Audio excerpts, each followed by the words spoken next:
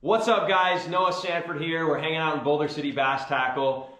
Going to give you guys the Thursday fishing report. So last week's video did really well. We got a lot of thumbs up, a lot of guys in the comments saying they wanted to keep them coming. So here we are, we're gonna keep rolling with these Thursday fishing reports to get you guys ready for that Friday, Saturday, and Sunday bass fishing out on Lake Mead here.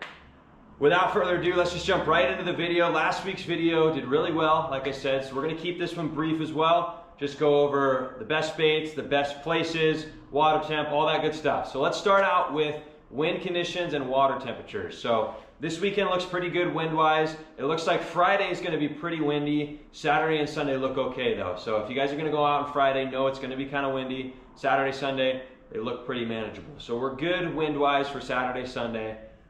Moving on to water temperatures. The water temp right now has, like I said last week, it's still dropping.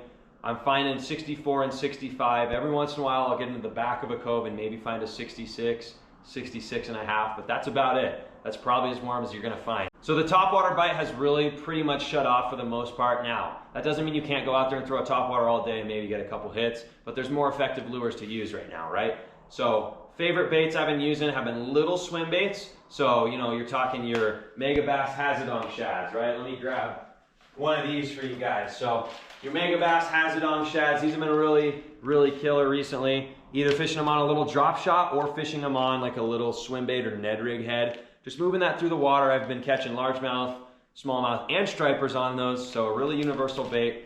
Aside from that, finesse baits, guys. That's really what I've been catching these fish on. Small jigs, weighted Senko, getting it down to the bottom, robo worms, anything like that. Anything small and finesse, 3, 4, 5 inch baits, soft plastics down on the bottom. Let's move on to the depth I've been catching them. If you saw last week's video, you'll notice I was saying I was still catching these fish shallow, right? 5, 10 feet.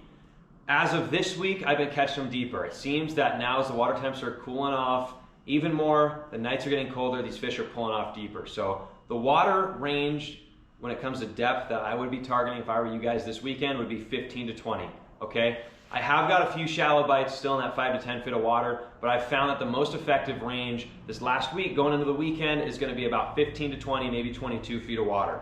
Those bass are pulling off onto those secondary points, okay? So if you find a cove, fish down the middle of the cove where it's deeper. If you're on a point, don't fish on the very front of the point, fish on those edges where it's deeper, right?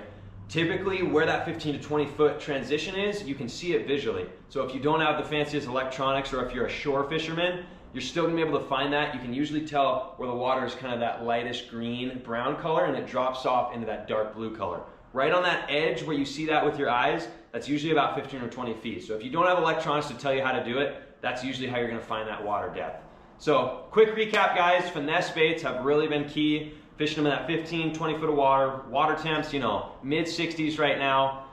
That's pretty much it, guys. When it comes to baits, you're gonna want the small finesse baits, little swim baits, anything that imitates a crawdad or a shad. That's how you're gonna catch them right now.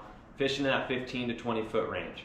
That's pretty much it, guys. So get out there this weekend, catch those bass on Lake Mead. If you wanna keep these videos coming, let me know down in the comments.